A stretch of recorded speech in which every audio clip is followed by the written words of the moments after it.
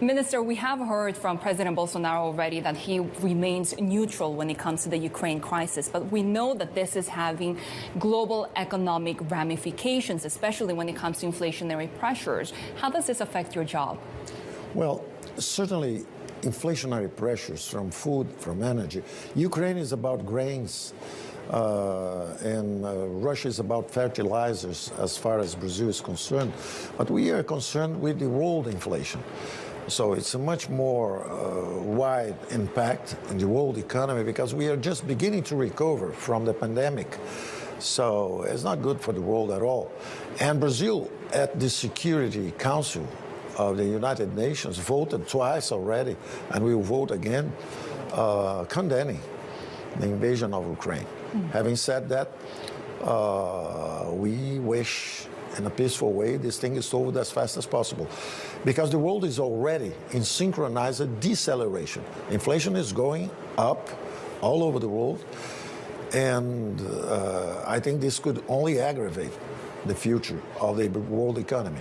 Having said that, Brazil is such a huge commodities exporter, right? So how does that affect your economy broadly, and how synchronized are you to the world economy, actually?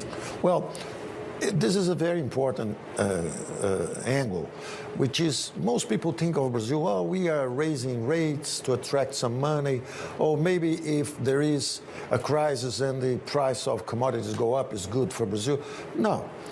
Brazil is out of sync with the global economy. The global economy was already in synchronized deceleration when COVID came.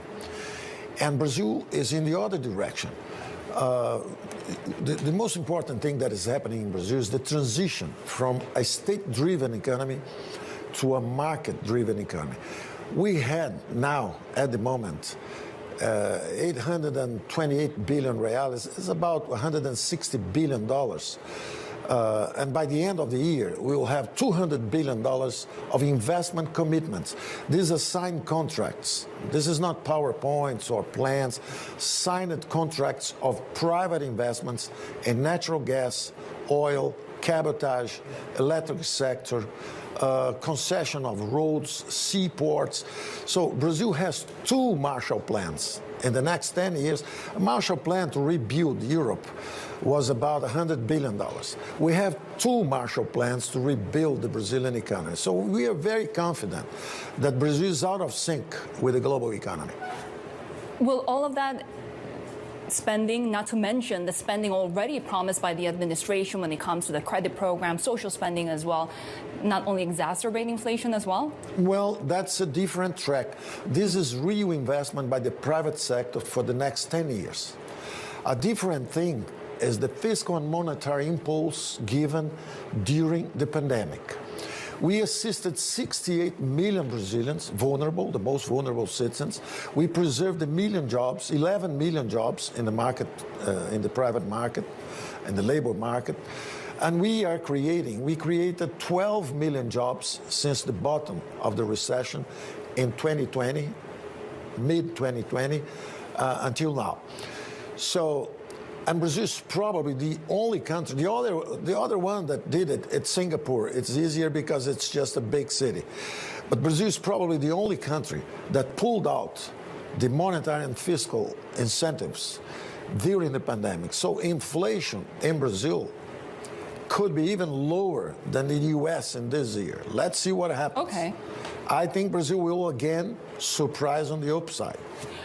But that's the thing, you're so optimistic about the growth outlook in Brazil, and you're giving me all of this information about new private investments as well.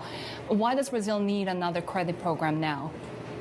No, the credit program we are announcing is just a renewal of the money that came back. We are not printing money or expanding credit. We are just not destroying the credit, because it was the first recovery in the Brazilian history that 48% of the credit went to small and average companies. And these people paid. They recovered with the recovery of the economy. with the assistance that we gave to 68 million vulnerables. So the economy bounced back strongly, and we took advantage of this bouncing back to remove the stimulus. So there's no fiscal pressure. When we talk about inflation, Brazil reduced its fiscal deficit from 10% of GDP to 0 in 1 year. So we contracted the fiscal policy during the recovery. So there's no inflationary pressure. You see, inflation in Brazil went from 3 to 10. Inflation in the U.S. from 0 to 7.5. Right. So basically, it's global inflation. When we talk about inflation in Brazil, it's global inflation. And yet, add to the credit program the fact that President Bolsonaro is also promising more social spending. His rival, former President Lula, is also promising more social spending. What will happen to the spending cap rule? Now, our social spending is all inside the spending cap.